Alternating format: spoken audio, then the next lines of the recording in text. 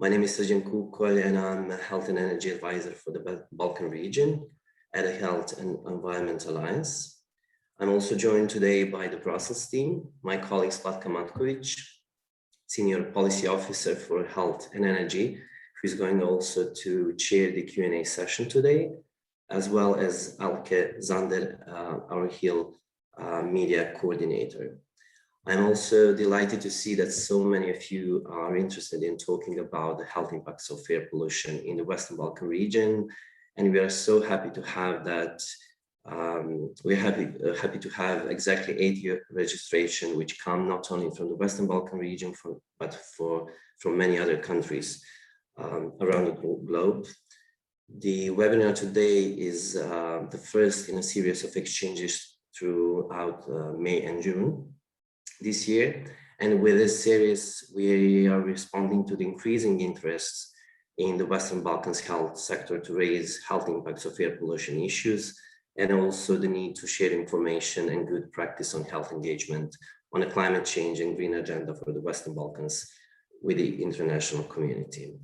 I'm sure that everyone who is joining us today knows that air pollution has been the biggest environmental challenge that threatens the public health of the Western Balkans for decades, and has been associated with multiple diseases such as cardiovascular and respiratory diseases, and also the diminished life expectancy.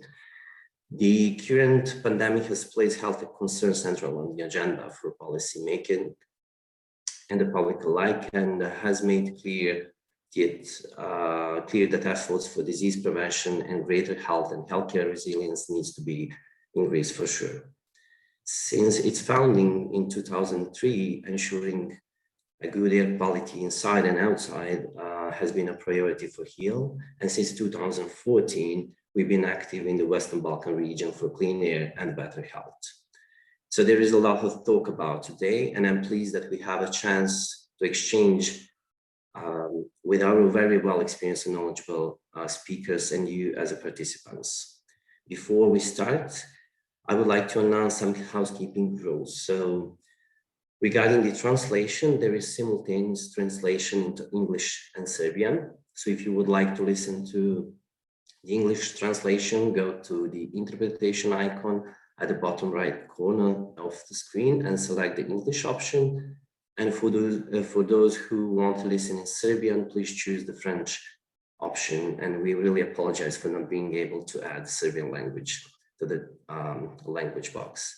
Regarding your questions, if you have any questions or comments, please send them either in English or Serbian via the Q&A box at the bottom right, and we will be reviewing your questions in English and Serbian because it will not be possible to ask a question directly with a microphone today. This webinar will be recorded and published afterwards on YouTube. And if you are experiencing any technical difficulties, for Serbian participants, please contact my colleague Zlatka Matković, and for English participants, please contact Elke Zander.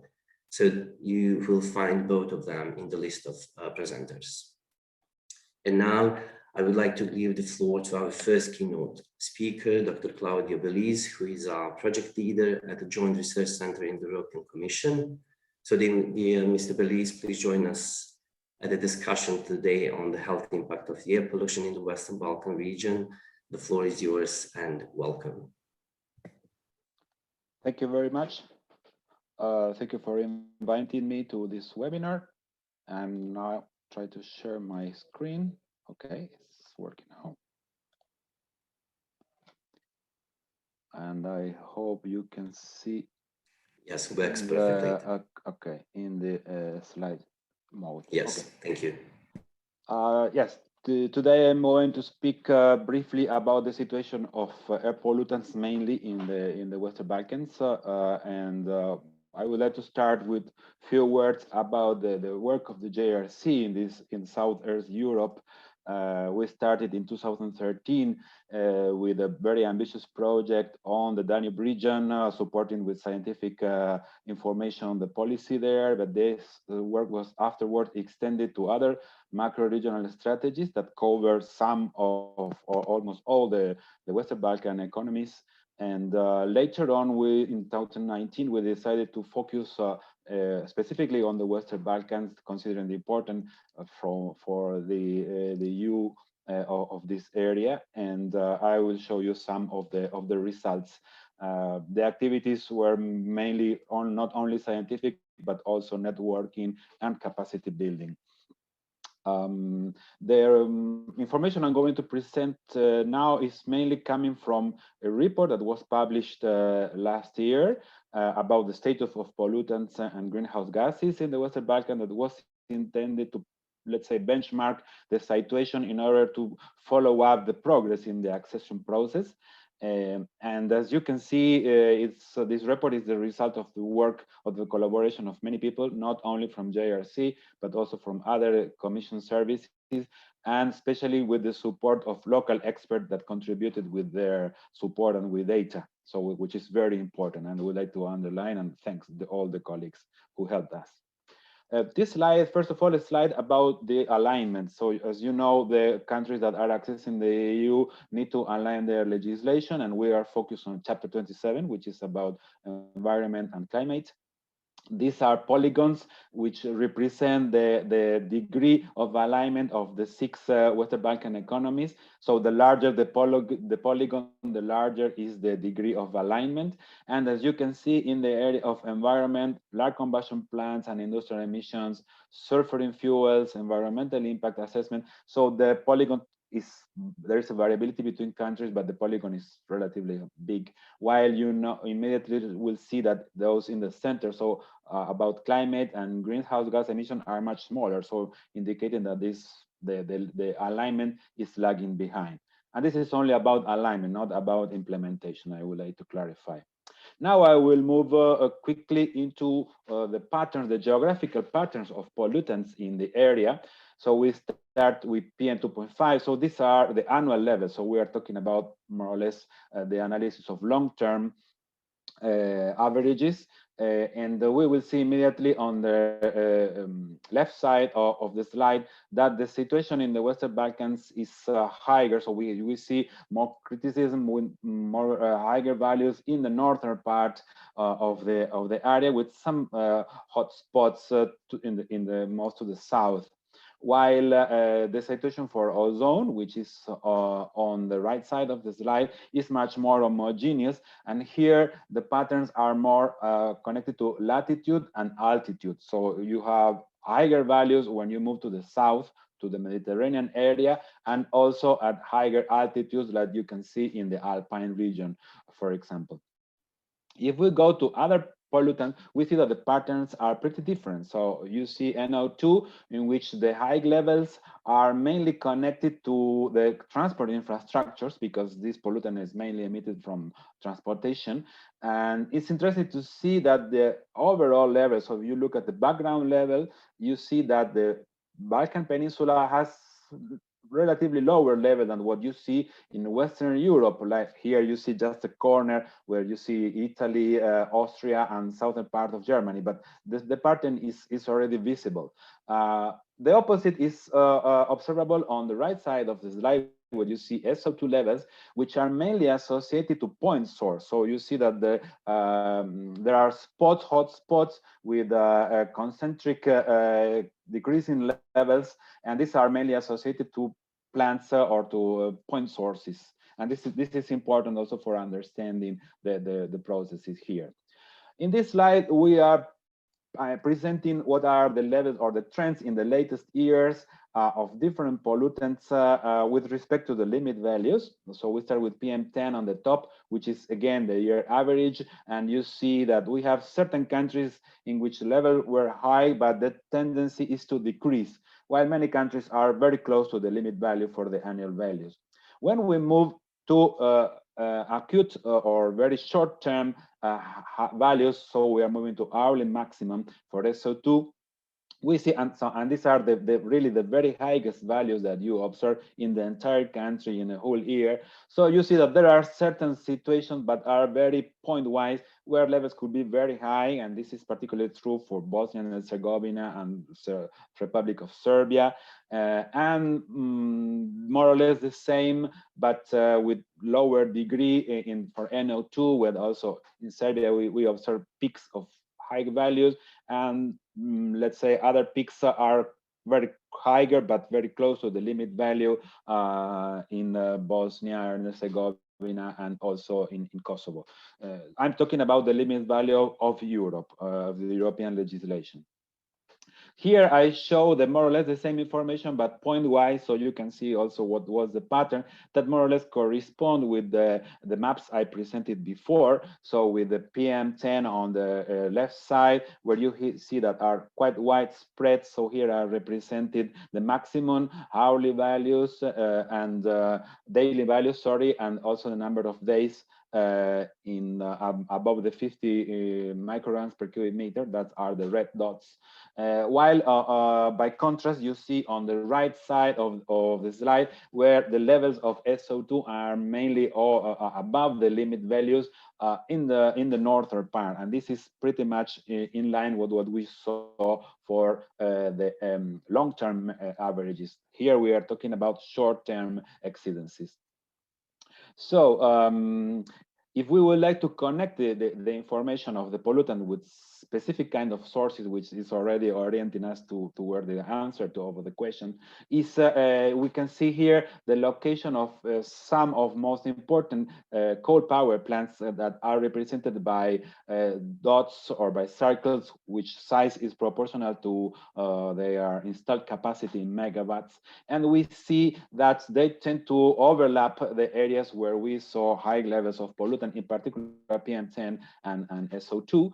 And this is also confirmed by the information from the emission inventory. So you see on the right side of the slide that the yellow area is very big. So it is representing the emission in terms of mass of SO2, which is really very important from these plants and explain the dynamics we observed in the previous slides.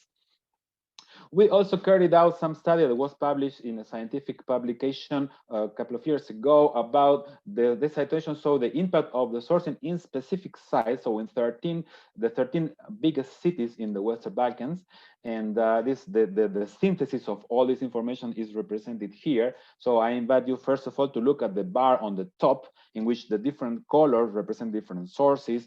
And you will see that the blue that represent energy is the biggest one. And this is connected to what we said before. So most of the PM 2.5 impacting in the cities, so where most of the population lives, comes from energy, but also residential combustion, which is the orange colored, and the sort of green, let's say, it's a strange green, that represents the contribution from agriculture. Also traffic has a share, but it's not as big as the others. Another interesting information that we can obtain from this slide is the repartition by areas. So you see at the bottom left of the slide, so what is the contribution of the cities to their own pollution? And as you can see, this represents less than 20% of the total pollution that we observe, while more or less same amount came from the countries in which the city is located, but a very big proportion, so more than double of what comes from the city itself, comes from other countries. This, of course, has to do with the fact that Western Balkans are relatively small in surface countries, but it's also explained quite clearly what are the dynamics, because this is not dynamic between Western Balkan countries, but also with other countries. And interesting to see that agriculture is important, and the contribution of agriculture that may sound weird is through the formation of secondary pollutants. And of course, these processes also take time and involve transportation of the pollutants, so what we call advection. So you see that agriculture being more important in the international fraction. moving to the one of the topics that is also important for the Western Balkans is the biomass burning in the domestic sector. I mean, we have some information, but there is no time to present here. But I mean, you should trust me. Most of the PM that we observe from the domestic sector comes from the biomass burning, which is considered a carbon neutral fuel. So it's positive from one side, but we have to bear in mind that the combustion of the fuel in out-of-date appliances can emit considerable amounts of black carbon and polycyclic aromatic hydrocarbon that are harmful for health. So this is very important also to pay attention in the way in which this fuel is used. So coming to more or less to the conclusions or to the summary of my presentation. So there are three important aspects that should be considered about air quality in the Western Balkans, which is one, the contribution of coal power plants, the transboundary dimension of air pollution, and the impact of biomass fuel stoves. And this should be tackled by improving the estimation of the emissions that at the moment are not, need to be more developed. Also analysis of impacts and analysis of scenarios in order to understand what could be the future trends. And this is exactly what we are doing, but I'm not going to talk about this in my presentation because this will be tackled in the other presentation this afternoon. And last slide, I would like to explain you what is the activity which is in progress. So we are preparing a new report about the situation of pollution that will cover not only air but also water and soil, and hopefully will be published by the end of the year. And we are already running scenario analysis to assess what will be the future trends of air quality impacts, but also economic indicators. And I take also the opportunity to invite you to participate in the session of the Green Week that will take place next week towards clean air in the Western Balkans. That will be next Wednesday at 1 p.m. So I really invite you to participate, to register and be there because there will be very important speakers. Thank you for your time. I'm happy to take your questions. Thank you, Dr. Belis, for your presentation. I found it very interesting and there is a lot of information. Luckily, I had a chance to read the GRC and your personal reports about the Western Balkans, and I think that the information could be very useful to many decision makers in the region, and I'm happy that we had a chance to have you today. And also that you mentioned the EU Green Week, that this is a very important event, and we are also happy that he will join to the discussion of this event. I have a lot of questions regarding your presentation, but basically we have decided to leave the floor to our participants and let them ask you the question during the Q&A session. So once again, thank you for your presentation, and I will be very happy to introduce our next speaker at the webinar today, Professor Michal Krzyzanowski, who is an environmental epidemiologist and also visiting professor at the Environmental Research Group at the School of Public Health of the Imperial College London. Professor Krzyzanowski, the floor is yours and welcome.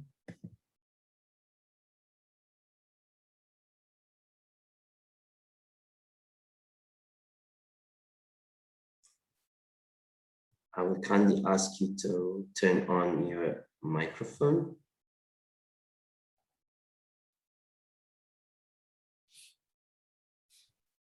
Good afternoon. Do you see my presentation? Yes, yes, okay. Perfect. Good. I was asked today, and thank you very much for the invitation to this interesting and important webinar. I was asked to present results of the analysis I performed a couple of years ago on the health impacts of air pollution in selected cities of West Balkans. This analysis was connected with WHO training workshop conducted in Sarajevo for the West Balkan countries, where we asked participants to bring with them the data which allow making the analysis on a local level. So we partly used this data at the workshop, but later the analysis was done for UN environment, and I will present you those results. I kindly acknowledge the participants of the workshops and experts, local experts who provided the data. I know that some of you are in the audience of today's workshop, so please remember that this due to your work that we can present this analysis today. So we received and gathered, partly actively, partly received data on air pollution, PM 2.5, NO2 and ozone from 20 cities of the region. Not from all cities, all data were available. So this analysis has a limited scope, but nevertheless, that was the data which we used. From some cities, we used data from several stations to make average estimates of concentration for the period 2015-2017. So what you see is 3 years average of PM 2.5 and NO2 levels. As you see, PM 2.5 is higher than the WHO air quality guidelines value. For many cities, it's also higher than, or was also higher than a European Union limit value, 25 micrograms per cubic meter as annual average. On the other hand, for all the cities, NO2 levels, average levels were below WHO air quality guidelines, which is the same as a limit value of European Union. Ozone was also analyzed. Here you see the statistics Zone 35, which indicates levels which we use to calculate impacts on health. In many, but not all cities, the levels were higher than those which we consider for health impacts. The analysis was performed by WHO AirQ Plus software, which I'm glad to announce that that was the version 1.3 was used. A couple of weeks ago, WHO launched version 2.2.1 with new features and actually quite even easier to use. So please, those of you who want to use it, go to WHO webpage and download this new version together with new manuals available.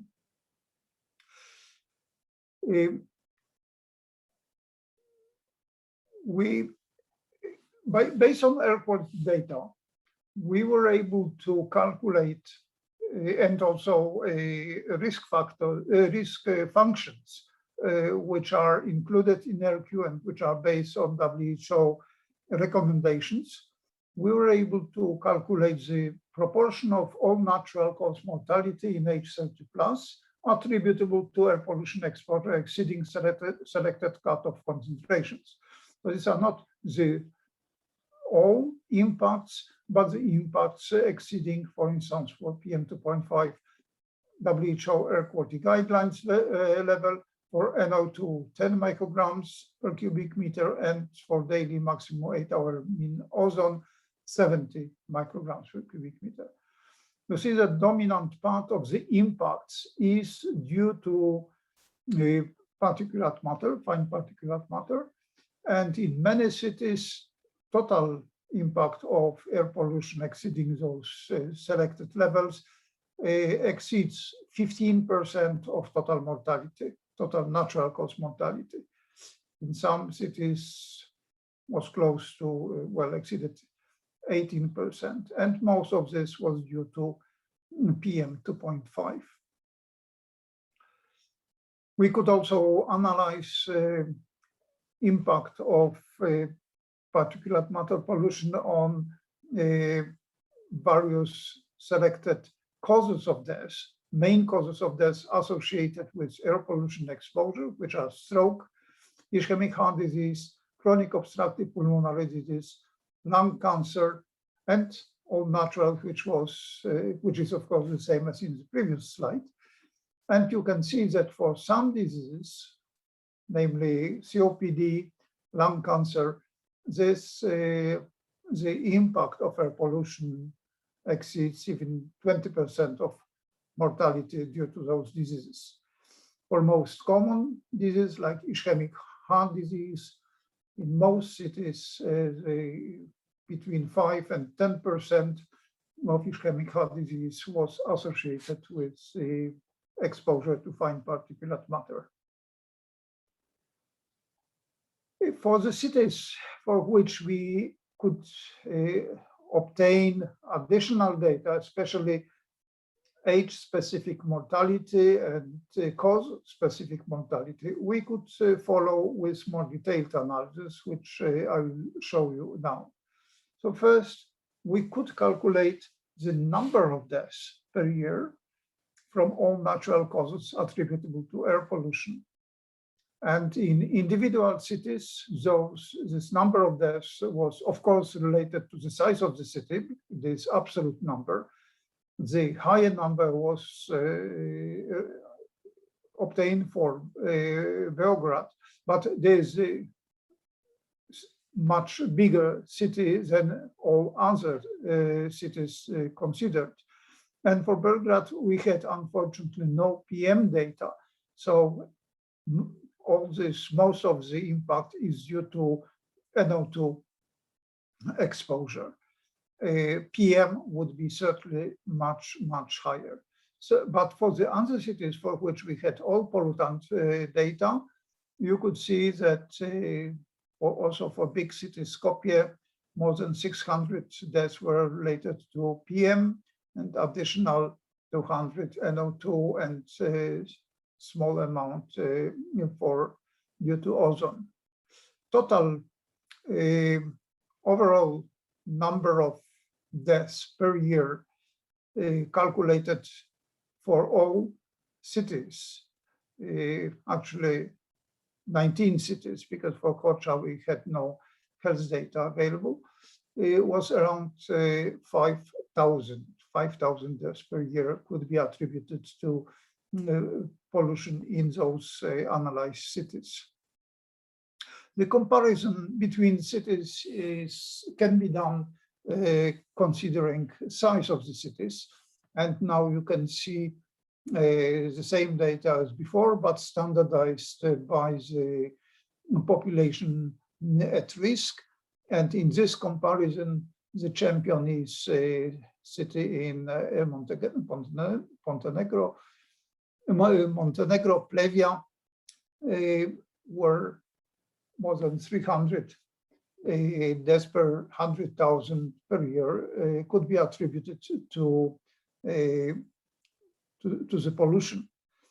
But in number of cities in the region, more than 200 deaths per 100,000 could be attributed to pollution. So it's quite significant impact. Using the data on the age structure of mortality, we could also calculate loss of life expectancy at various ages due to PM2.5 exposure exceeding WHO air quality guidelines value. For many cities, this reduction of life expectancy at 30, because there's the age from which we consider or calculate health impacts to occur. This loss of life expectancy exceeded in most cities half a year. In some cities exceeded 1 year of life lost due to air pollution. 1 year of life in life expectancy is something which in many countries is result of 10 years of improvement in health system or in health situation of the country. So it's big difference. I mean, this lack of longer life expectancy and which is caused by air pollution exposure. So in conclusion, we can say that available data are very clear in saying that air pollution causes significant health effects in most West Balkan countries. In some cities, we see 15 to 19% of mortality being attributed to air pollution.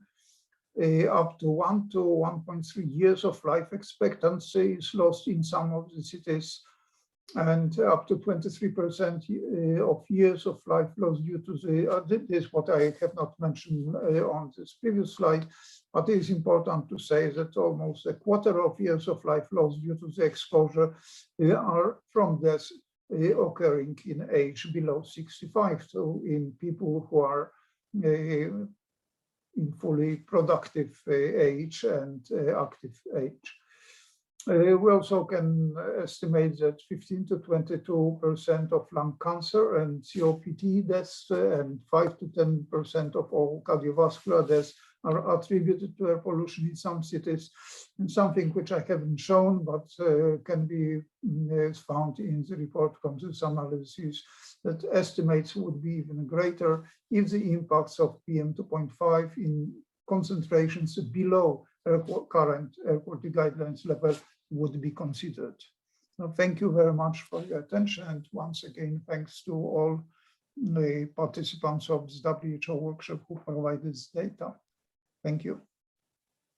Thank you, Professor, for your presentation. I found it very interesting, but also, to be honest with you, very shocking looking at those data that you have shared today with us. I had a chance to read the report that you had, I mean, the briefing on report. And I think that this analysis, it's the first and the only one of this kind in the region that you have reached such a big number of the cities and that you have done this analysis at the city level, right? Yes, this is correct. And this analysis done on the city level. National analysis have been done separately. There is also an analysis done by WHO on Serbian cities. So it is available on WHO webpage. I haven't shown it because there is, I mean, yes, shortness of time. Yes, it has been shared. But yeah. The point is that with the methods and data which were used for my analysis, it is possible and not so difficult to make such analysis for all cities, each of the cities. So everyone who participates in the workshop and wants to make such analysis for the more recent time or using his or her data from the city can do it without too much trouble. Thank you. Thank you for the information, for your work. I guess we will have more time at the Q&A session to speak in detail about the work and the other information about your analysis. So please let me introduce our next keynote speaker with a really good experience in environment, health, and in the Western Balkans. Dr. Branislava Matić, who is a head of the Department of Human Ecology and School Hygiene from the Institute of Public Health of Serbia, Dr. Milan Jovanović Batut. So, dear Dr. Matić, the floor is yours and welcome. Good afternoon. As we spoke, I will speak in a Serbian language and will be interpreted into English. Is it okay? I will continue in Serbian. Na srpskom.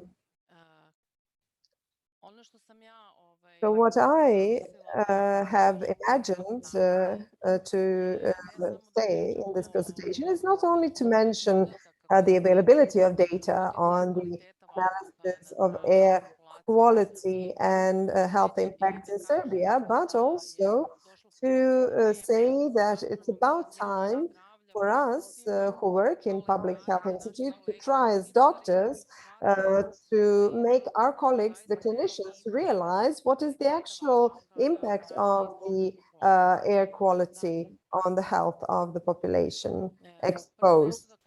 First of all, I would like to say something about the sources of air pollution, public health concerns in Serbia. I believe that all of you in the region know this is no different from the sources in the entire Western Balkans.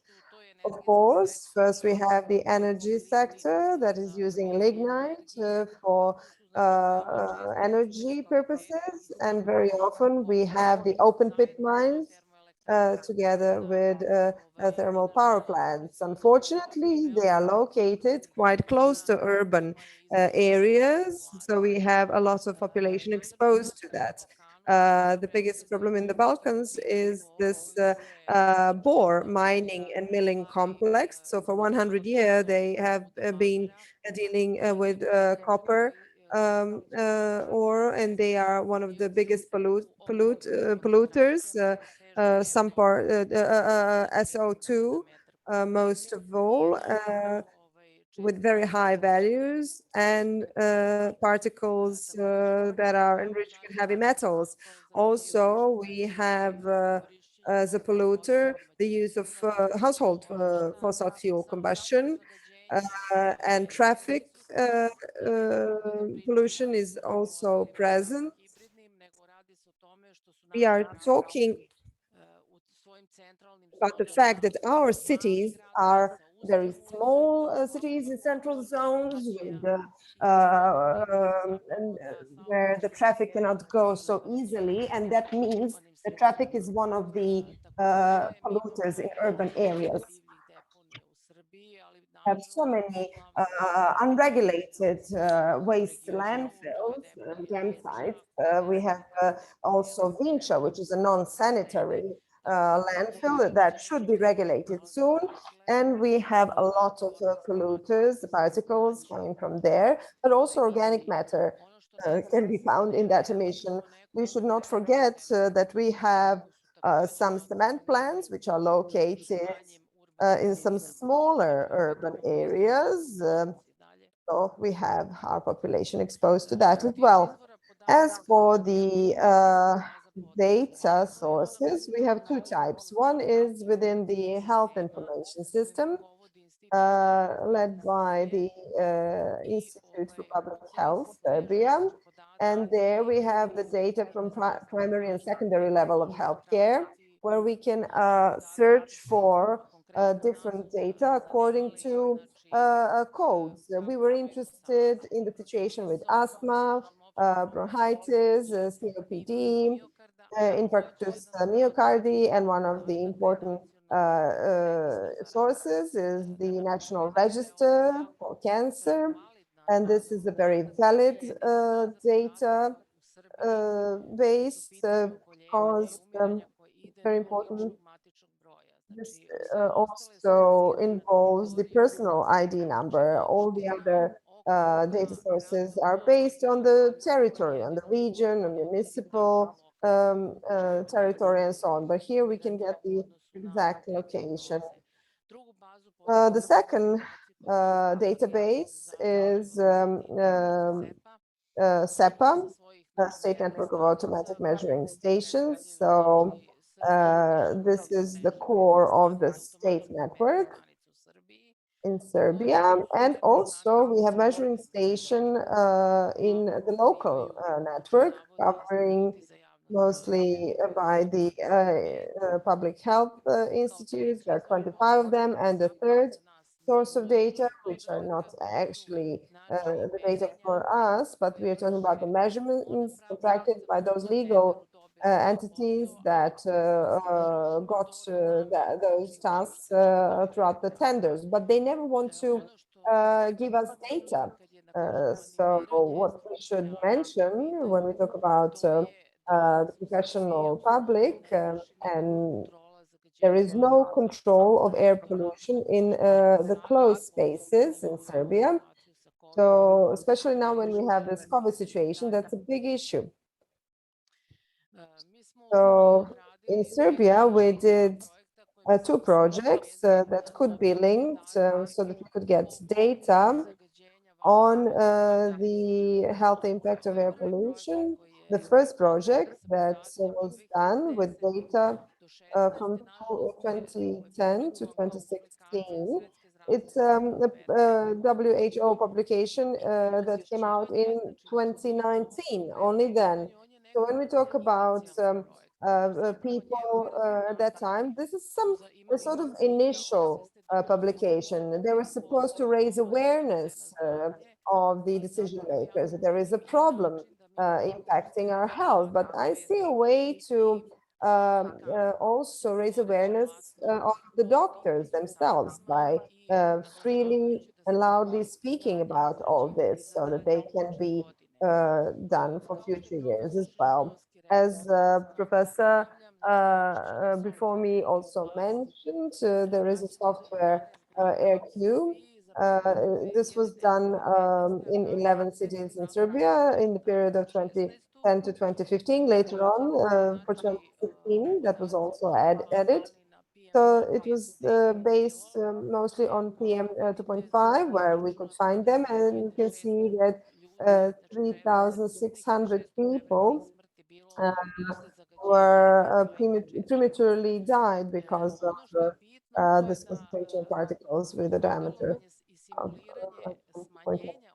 so by simulating a significant reduction in this concentration, it was indicated that the selected health targets would be achieved in all these cities where we have this big pollution and where people are losing lives because of PM 2.5. So the results of this analysis indicate how important it is to have a relative monitoring of air quality and how we can actually reduce the burden of disease due to air pollution in Serbia. Another project referred to the city of Bor, also with the WHO, UN app, Psycho platform, and our expert support came from Istituto Superiore di Sanità. As you can see, it's a huge title of this project, but the point was to unite people from two key sectors and to realize, so we have sector of health and sector of environment, and to realize that the problem is that we have this problem of industrial sites that are problematic and contaminated, and we shouldn't just stand aside and do nothing. So within this, we have this epidemiologic study, and it covered a period of 2000 to 2015. And we were talking about the city of Bor and 4 neighboring municipalities that are in its vicinity, because we had such an opportunity with this register, so we could localize exactly the health problems, and the reference population was the population of Southeast Serbia. So our register covers 35 cancer localities. The project was realized in 2018.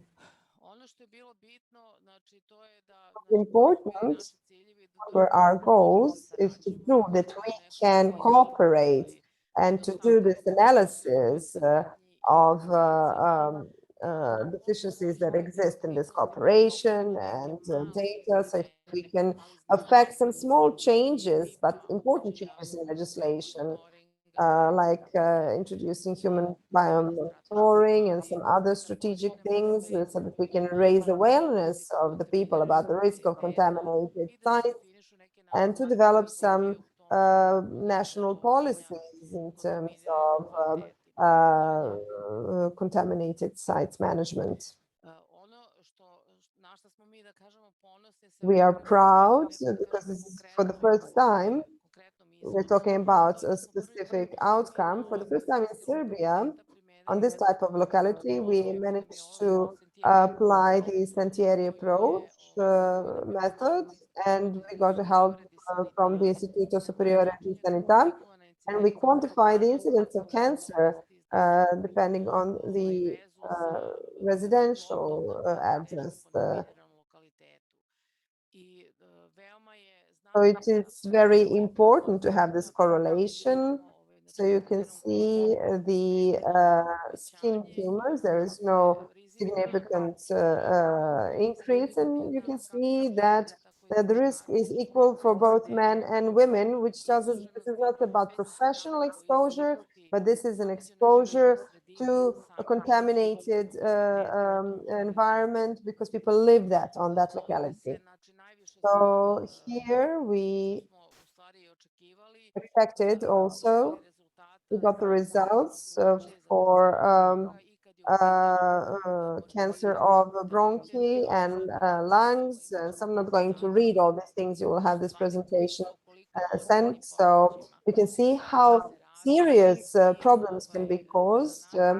And for us, this was a step forward because at all the meetings that were of key importance during the project, there were high-level representatives of the Ministry of Health, the Ministry of Energy, and the Ministry of Environment, up to the level of state secretaries. So in some way, we hope that with this project, this will not end. So we'll continue working on other contaminated sites.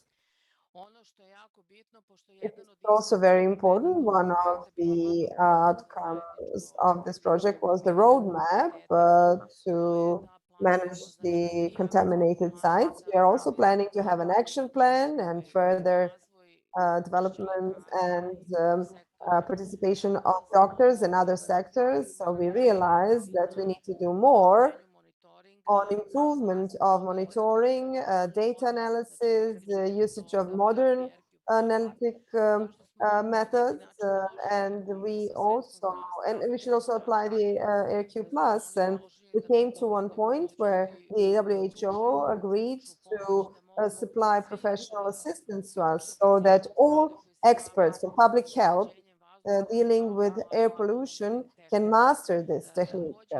Also, it's very important to develop all these things on the local level. So these two black spots in Serbia. So we need to define all the conditions for air monitoring and to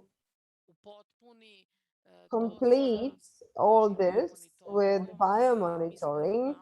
But we're a small country. We don't have so many human resources. We don't have such needs. We need to determine and to limit the human biomonitoring only on those localities that we determine are important, so that people are exposed to the same pollutants. We think that it's important to have the same stakeholders, Ministry of Health, that was their project, and the Batut Institute, together with the network of local IPHs and also with the representatives of local governments from Bor, Pančevo, Smederevo, Kosjerić, Kostolac, Obrenovac, and Lazarevac. So this is a mix of petrochemical industry, steel, in Bor, cement, and thermal energy sector, and so on. What's also very important is that, in a way, we as state stakeholders should work on strengthening of civil sector and their participation, so that we should not feel the polarization between us who work in the public health and the civil sector. We should both work on improving everything. What was the role of our institute, the Batut Institute, in the last few years? I will mention 3 projects. One is ongoing to have finished. So since 2018, Batut was involved together with the WHO support in the chemical management process, because in all the European countries and regional countries, the process of chemical management is determined by the ministry, defining the Ministry of Environment. But PICOM realized as a platform that the whole health sector has to be involved in this, and the Ministry of Health and the WHO recognize that this institution that should manage this process is actually Batut Institute. In that way, we have gone through this development that I've mentioned for contaminated sites, because our problems are special chemicals in the air on those localities. So the second project is development of a roadmap to enhance health sector to engage or contribute to chemical management. And what is now ongoing, this will be until November, that is the project strengthening of national capacities for assessment of chemicals risk reduction decision. What's important is our task to analyze everything so far, which is available to assess the risk, but also to adapt them and to use the most modern methods suggested by the WHO, and to prioritize chemicals for further assessment of risk that we have recognized. And when we do this, to choose 1 to 2 chemicals that we recognize as those most that are bringing most risk for our health, and to map them. So that could be potentially constant danger for our nation's health, and to pay attention, to turn people's attention what should be done.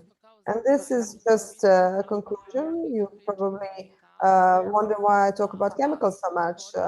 We spoke about the particles, but we have some chemicals on those particles. So they are carrying these very dangerous chemicals. So this is not from Serbia, the slide, but somehow these are the substances that are most problematic for us. So we have arsenic in Vojvodina in water. We have it also around our thermal energy plants and in Bor. And what's also important for us, because we are demographically speaking vanishing population, we have to consider prenatal exposures and the health of unborn babies and babies that have just been born. And we are talking about the transplacental migration of these pollutants. We have some neurodevelopmental problems and cognitive disorders with newborns. When we talk about older population, we have carcinogenetic effects in adult population, hematotoxic respiratory diseases, and people are not talking about this enough, but we have some endocrine disrupting compounds. So they are endocrine modulators, these substances in our air, and that also affects the reproductive state of our people. So that would be it. Thank you.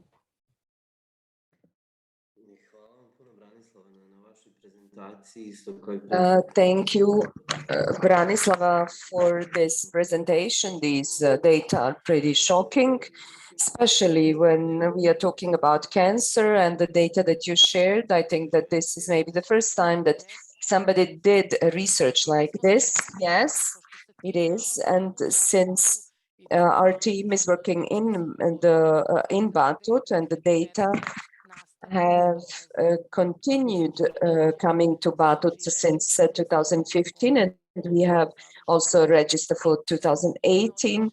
So one of our topics in the action plan is to establish within the Institute one functional unit with us, who would be able to continuously follow and do this analysis for these 5 local communities, and to also serve the country for all questions referring to public health, which can be solved on in these local communities.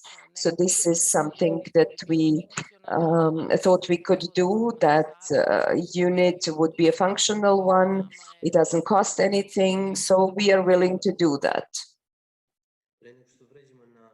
Before we continue with the Q&A session, I would like to say, since we are talking in Serbian, to ask you, how do you determine the local communities? What are the indicators that make you analyze one local area?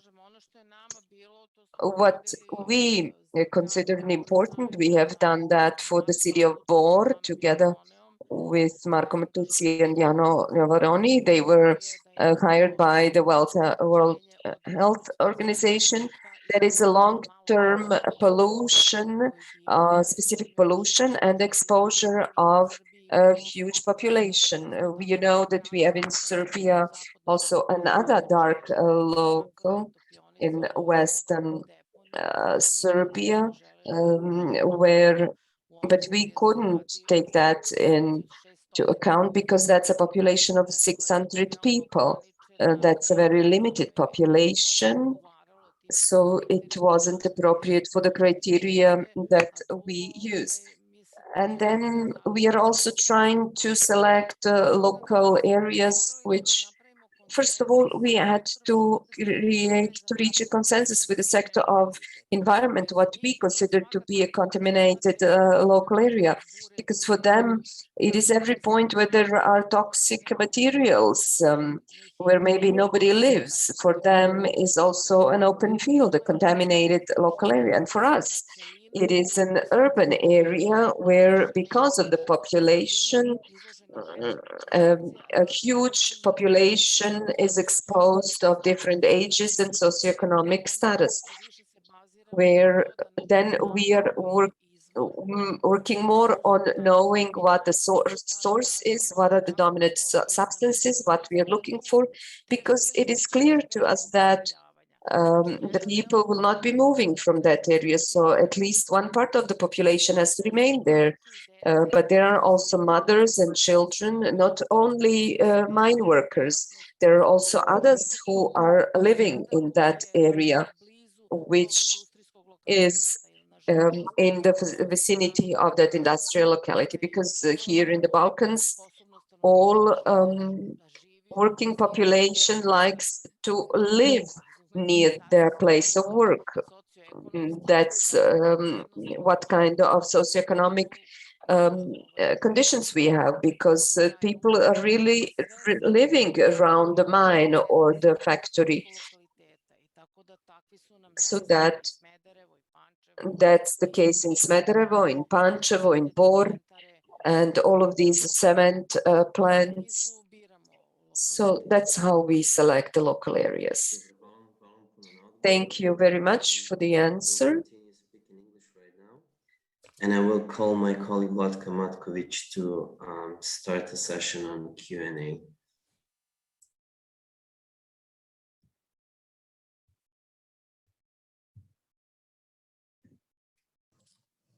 So I would like to invite you to post a question,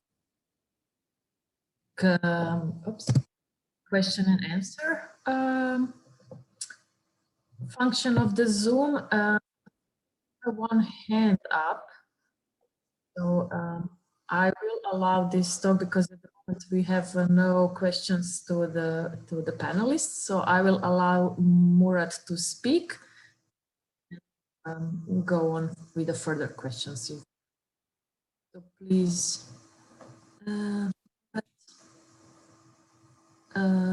removed his hand, so he changed his mind. Okay. If I may, please do, Professor, please do. Yeah, if I may make a comment, I tried to use question and answer panel, but I cannot enter the comment. So if others have the same problems, then there's a reason why we have no questions. On the other hand, chat works, so people may perhaps ask questions through the chat. Thank you. Thank you for letting us know about that. We didn't know that we have these technical issues.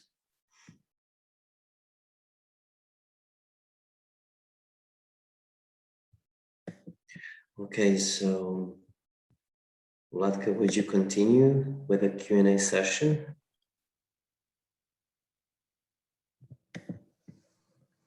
Yes, so I have also a bit technical problem because version and then I hear all of the others and myself translated. So it's a little bit difficult.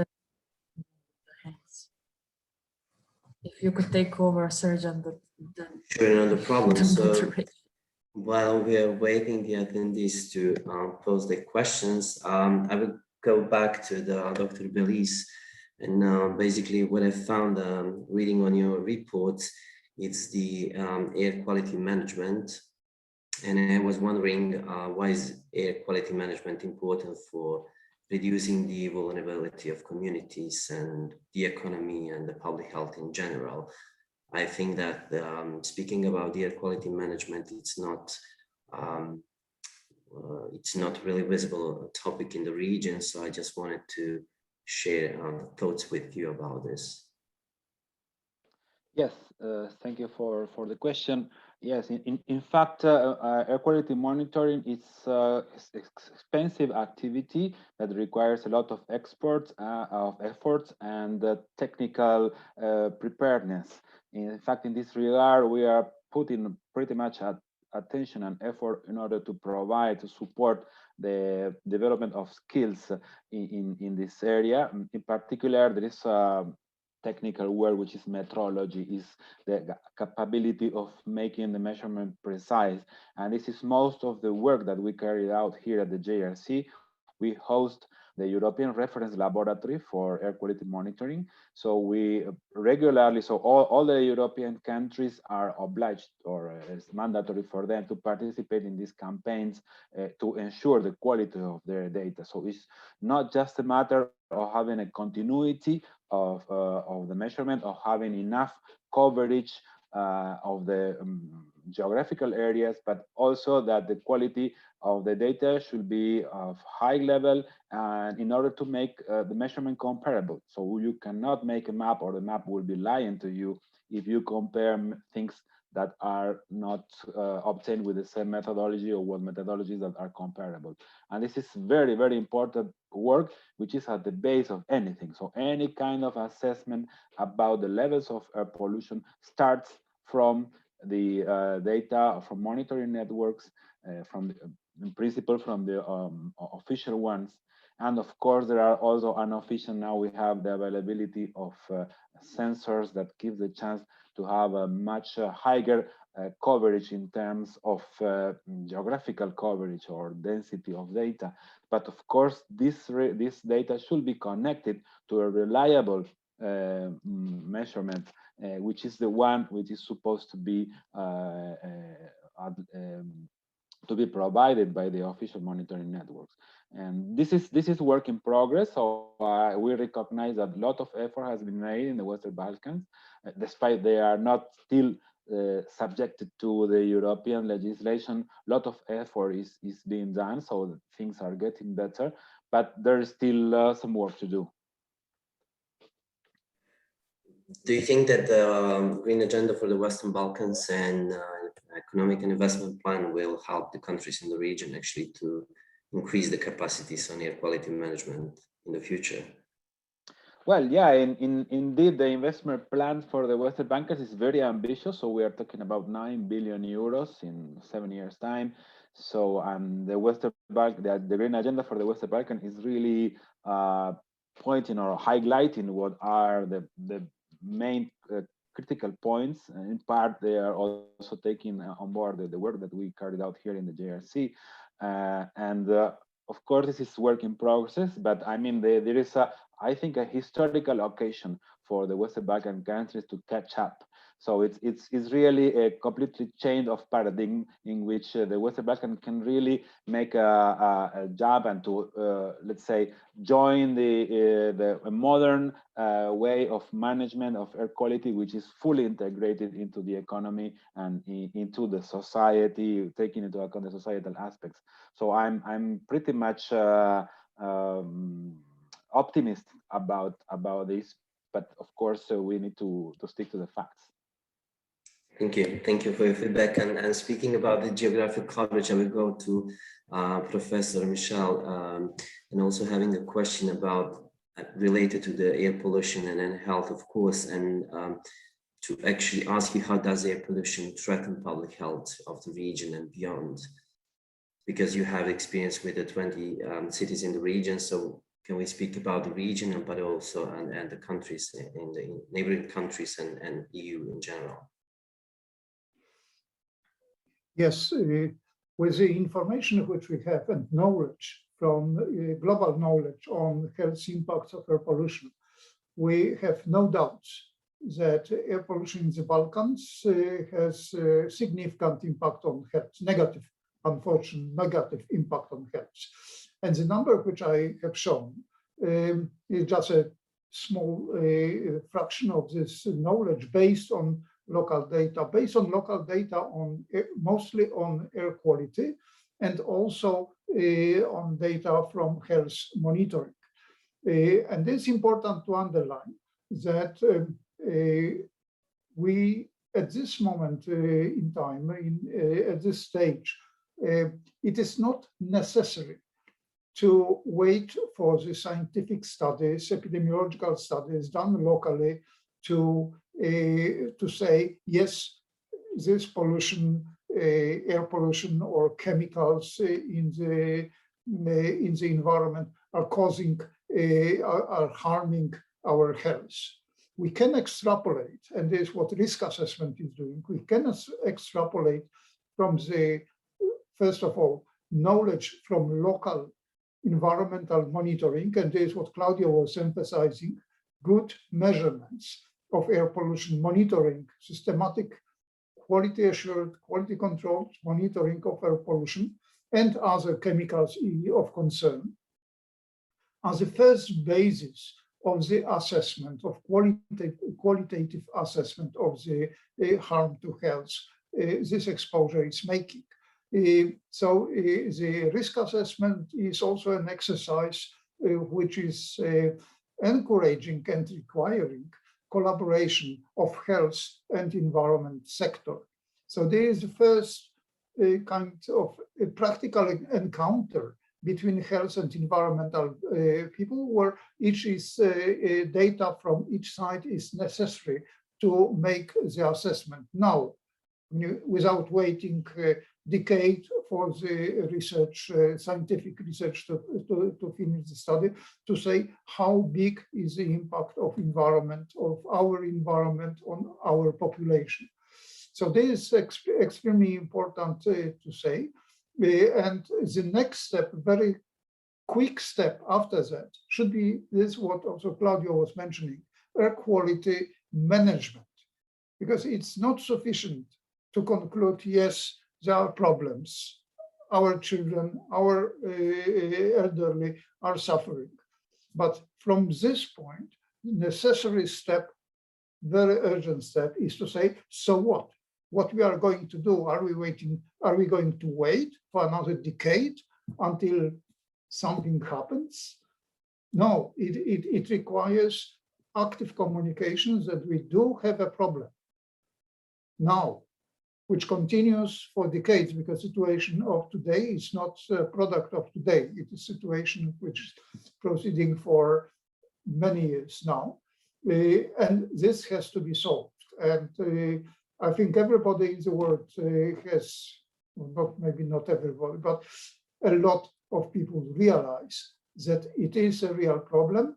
It has been acknowledged on various fora, global, regional fora. I mean, our national and regional air quality standards are the proof that political decision has been made on very high level, but it has to penetrate downwards to make really air quality management working on all levels. I mean, exclusively local level will not work.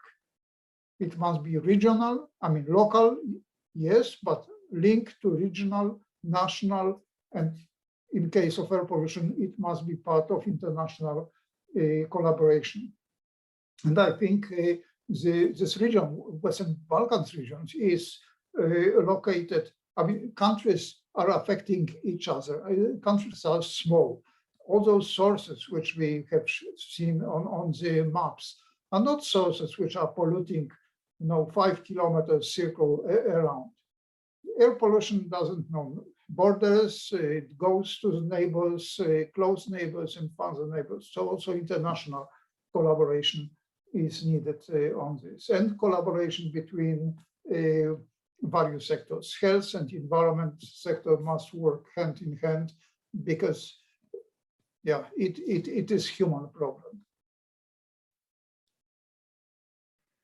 Thank you for your feedback, and also highlighting the importance of collaboration between health sector and other sectors, because we've seen, unfortunately, in the Western Balkan region that the health experts are having no chance to join, for example, in the working groups of who's been working on developing the different strategies and policies. Even we've seen that some of the countries in the Western Balkan region having environmental impact included in the health strategies at the national level, but when it comes to the implementation of those activities, we've seen that we have no good results. So basically, since I have a chance to speaking with you right now, we'll take the question from the chat box, and thank you for your comments and questions.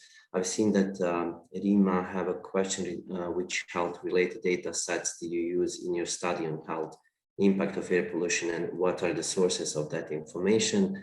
And once you answer the question, I will go back to Dr. Branislava, please. Yes, WHO asked for the health data, its partners in public health institutes of the countries. So the local experts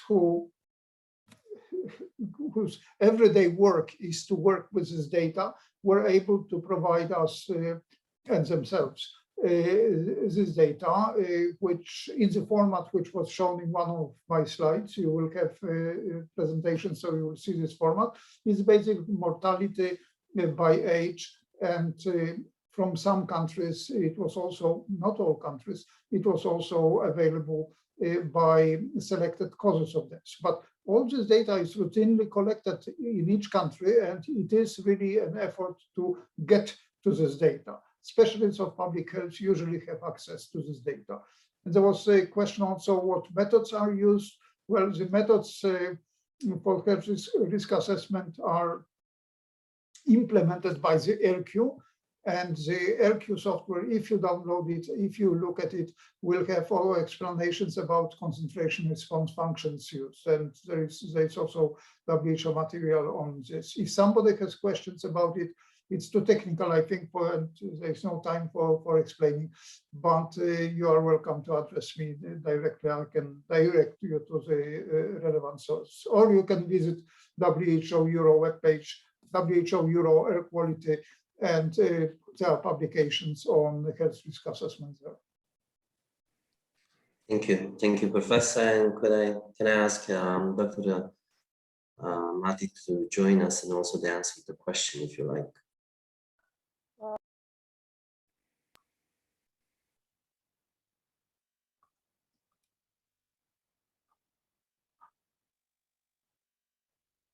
I'm sorry, I have to be absent. I didn't catch up the question.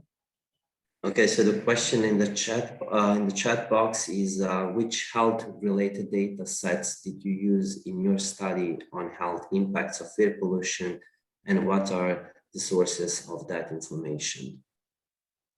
The one that was done with by the WHO. I guess. Yes. data sources were SEPA, Serbian Environmental Protection Agency, were the key sources for the data that was used in this study. And also, as I told in my presentation, even some data from the local municipalities were used also, because certain local self-governments are looking after SEPA stations. So as we have 40-something automatic stations measuring air quality in Serbia belonging to Serbian Environmental Protection Agency, some of them are kept and looked after by local municipalities, by the institutions within these local municipalities, which are partner institutions for the SEPA. So the data comes from the Serbian Environmental Protection Agency mostly.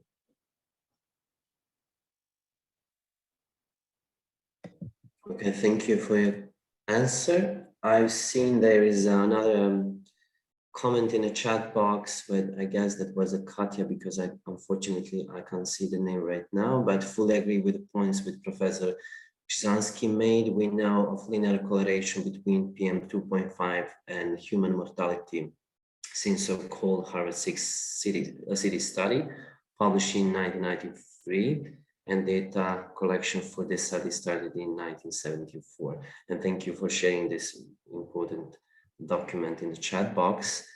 I see that another comment goes about that is one limiting case.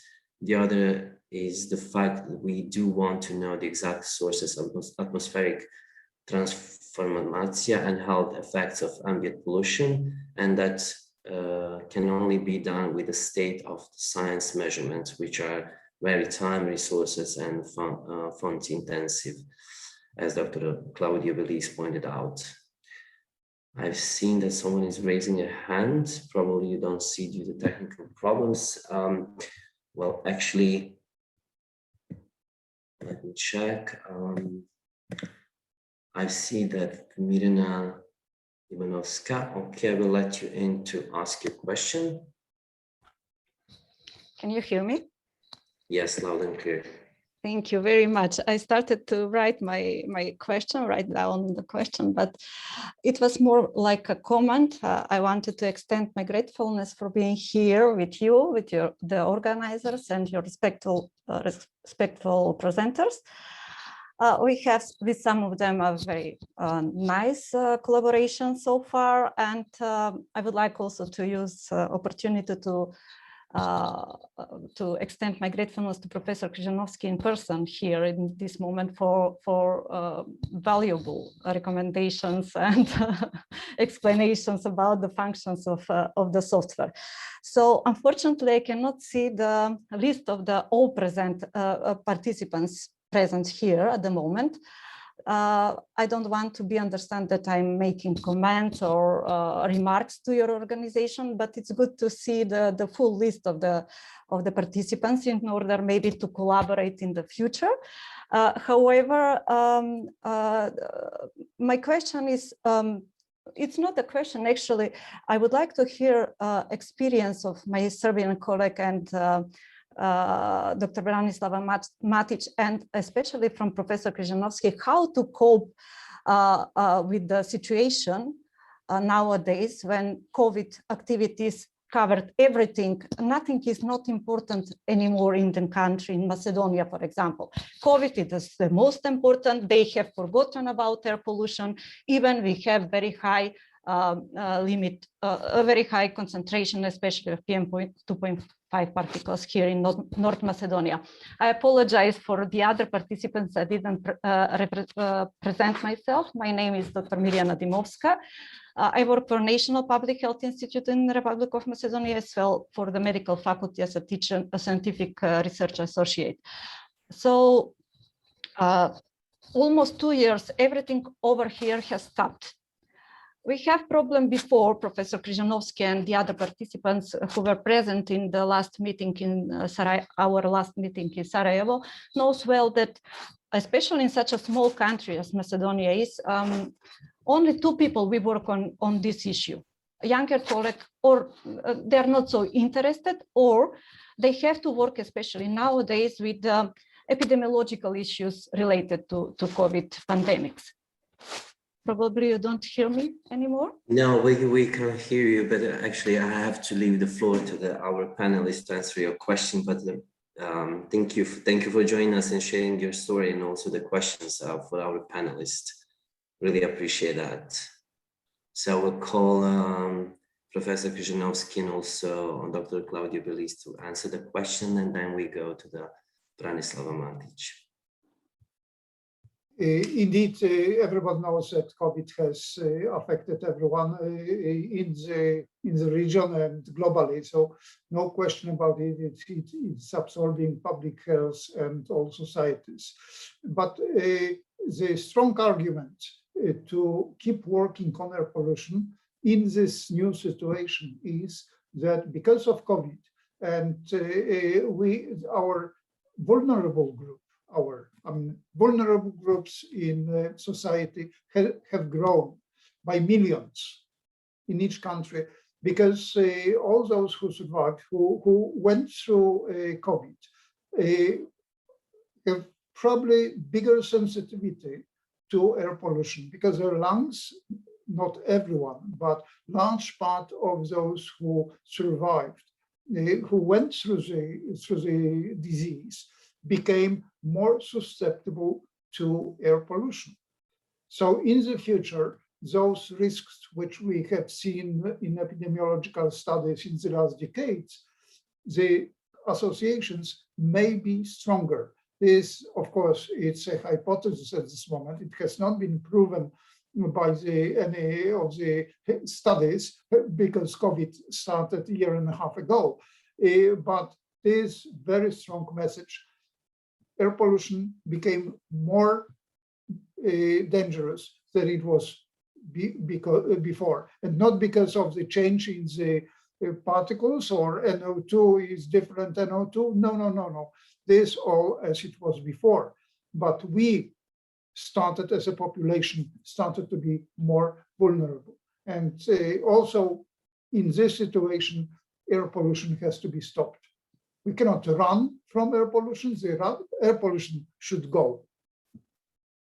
And not by itself, but by the methods which Claudio will probably explain, air quality management. Thank you, Professor. Dr. Yes, Claudio, please. I may add something to connecting to what Professor Krzyzanowski already mentioned. So the air quality problem has also a scale problem. So we have to bear in mind that this the dimension of most of the Western Balkans countries is relatively small, and so this may create difficulties for the epidemiological studies, as already mentioned. But this is also a problem of management. There are certain, as I've shown in my presentation, the transboundary dimension of air quality is very important. It's already important in the rest of Europe, but considering the dimension of the Western Balkans is even more important. And in fact, some of our estimation is that, for example, if even one single city will turn off all their sources, still they will not be able to achieve the standards. So it's calling for strategies that have to be taken at different levels. So there are certain things that have to be taken at the local level, but there is also a scale. So certain things should be at the regional and the national and international level. So and for this, it's very important that the countries that are next to each other collaborate, and it's very important for the EU that the Western Balkans achieve the standards, because otherwise the EU neighbors of the Western Balkans won't be able to achieve their own, but and also the contrary is true. So this is a win-win situation, and it's very important that we tackle, and it's very important that now there is a political momentum in order to go in this direction. Thank you, Dr. Claudio. Now, Dr. Matić, but before you provide the answer, I would also ask Professor Krzyzanowski and Dr. Belis to be ready to share the closing remarks after Dr. Matić answered the question. Thank you. Well, I can answer it in English, just continuing our speech in English. First of all, for what are we doing as we have all COVID crisis, what are we doing about air pollution?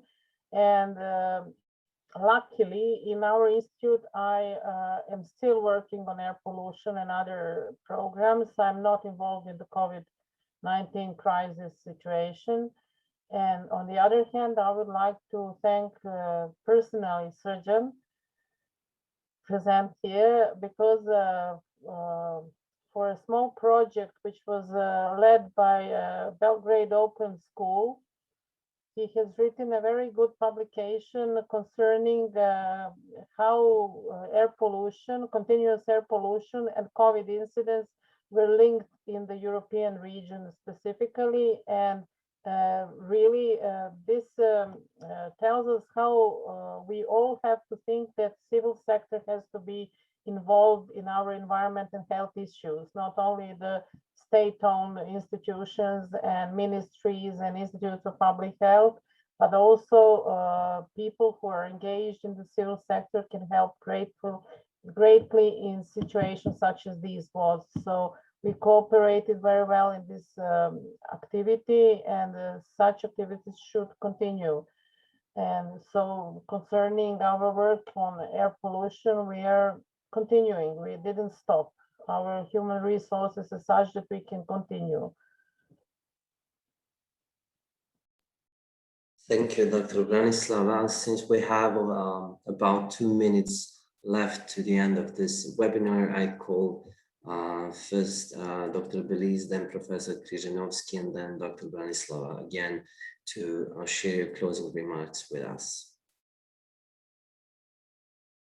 Yes, first of all, I would like to thank for this initiative, for inviting us. I think it's very important to disseminate the information, to get in touch with the civil society. And I think in this regard, the NGOs have a very key role in connecting the scientific information, the public authorities with the people, transferring this information in order to help improving the individual behavior, but also in order to promote through the public opinion, to promote also movement at the political level. So it's bottom-up kind of support, because none of these policies could be taken without a large consensus from the population. I think these dissemination activities are very important, and I'm happy that you managed to make a so successful event, and I'm happy to share the information we prepare in the JRC also with you and with all the participants to this webinar. Thank you. Thank you. Okay, this is my turn to repeat what I said before. Evidence which we have on health effects of air pollution is very strong. There is no discussion that this air pollution which we have is affecting negatively our health. So the voice of civil society, each individual person, citizen of the region has to be heard, because this is what is moving the machinery, this is what is moving politicians to scratch their heads and find the programs to move us to cleaner situation. This has been the history of all countries. In each individual countries in the past, the same pressure of the society was making the difference. I think what Claudio Belis mentioned is to be emphasized, that the time is very special now, because European Union has decided, European Commission and European countries have decided to invest more in clean environment. All this Green Deal business is related exactly about this, about making our region, our continent more habitable. It means also safer for health and cleaner. So this time to move from the bottom to move and make politicians think about the effective actions. Evidence exists, data are all available, methods have been tested all over the world, they work, and they should be applied locally in collaboration. Because as Claudio said, there is no way one single city solves the problem. All must unite to make the difference for our future. So thank you very much. It was a very interesting seminar, and the almost 40 people participated in it, I guess mostly from the region. So the power is there. It's not that we are talking to empty screens. There will be if I may, I will just make a small announcement. There will be follow-up in a way of those activities. There will be discussions about air quality and health in the Balkans, organized by Health Effects Institute together with International Society for Environmental Epidemiology, European Respiratory Society. So again, quite a lot of activities are planned, and let's hope they will. Somebody asked how much people informed about this the risk they face. Well, yes, this important role of probably all of you who are connected now. This message has to be spread, and Hill is doing this job. And I think thank you very much for this initiative. Thanks a lot. Thank you a lot for sharing your thoughts with us. And Dr. Branislava, please join us. I want to thank you for inviting me to participate, first of all. And I'm using this opportunity to call my regional colleagues who are involved in air pollution and health to join in mutual activities and try to even make some projects or do something on the regional level so we can feel some stronger energy in solving this problem. We know that we have experts abroad who could help us, who could be with us through these activities. So I think that we share mutual sources, very similar sources of pollution. The way we look at the pollution, our mentality is the same.